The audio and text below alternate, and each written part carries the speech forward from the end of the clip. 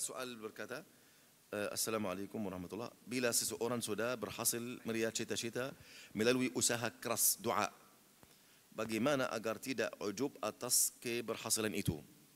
Jika seorang ingin sesuatu, kemudian dia berdoa kepada Allah Azza wa Jalla, lalu Allah Tabaraka wa Ta'ala memberikannya apa yang dia inginkan dari Allah Azza wa Jalla. Faham? Kita harus mengetahui ya ikhwani, supaya engkau tidak rasa ujub.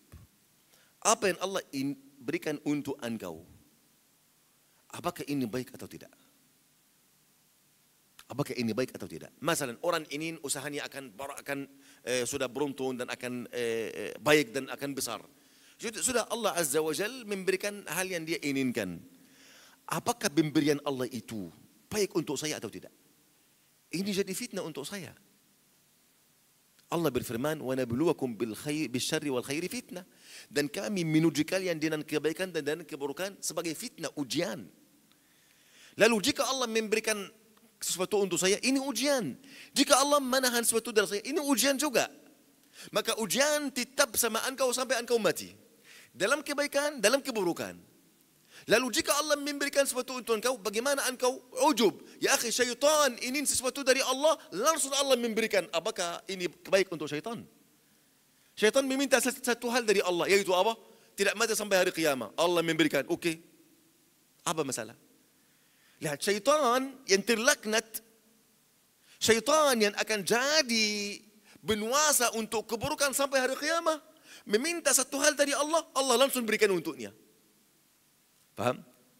Apakah jika saya berdoa, berusaha, bersungguh untuk aku mendapatkan sesuatu, apakah ini tanda bahwasannya aku orang mulia di sisi Allah? Tidak.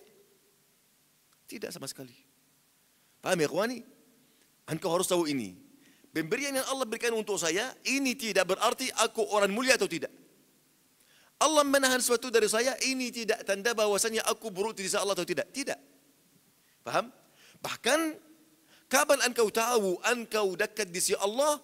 Engkau berada di mana? Kaki engkau berada di mana? Apakah engkau menegakkan syariat Allah atau tidak? Apakah engkau hanya hidup untuk diri engkau sendiri atau tidak? Apakah engkau berjuang untuk menguatkan agama Allah, umat Rasulullah atau tidak? Jika engkau lulus dalam ujian ini, maka engkau dekat di sisi Allah Jalla. Engkau harus melihat Allah menggunakan engkau di mana? Dalam syariat atau untuk diri engkau sendiri. Engkau hanya hidup untuk makan, minum, untuk memelihara keluarga saja. Faham ya ikhwani? Jika Allah memberikan orang kebaikan, namun dia tidak menggunakannya untuk Allah, tidak menuntukkannya untuk Allah. Ini tanda apa? Ini tanda istidraj.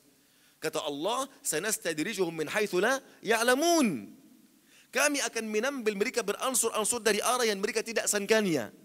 Kata Imam Sufyan al-Thawri, Sufyan ibn Uyainah, artinya kami memberikan kenikmatan kepada mereka dan kami menahan mereka untuk bersyukur. Lalu kami menazab mereka. Ini makna istidraj. Allah memberikan kenikmatan untuk engkau. Kenikmatan ini berbagai macam. Kenikmatan ini bisa terjadi dengan apa? Khusyuk dalam salat. Engkau merasa kenikmatan ini. Lalu engkau tidak bersyukur. Lalu dicabut. Kenikmatan ini mungkin anak. Engkau tidak bersyukur, engkau tidak menggunakan anak ini untuk mengajarkan mereka Alkitab dan As-Sunnah. Tidak menjadikan mereka bin hamba Allah yang benar. Maka kenikmatan ini akan jadi azab.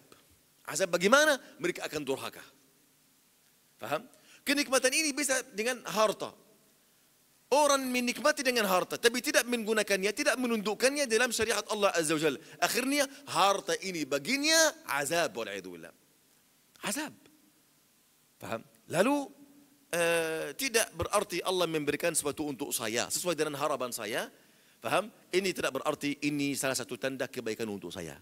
Lalu orang semakin Allah memberikan sesuatu untuk engkau, semakin engkau tunduk, merendahkan diri, khalas, dan berdoa supaya Allah Azza wa Jal menggunakan engkau dan apa yang Allah memberikan untuk engkau di dalam keridaan Allah Tabaraka.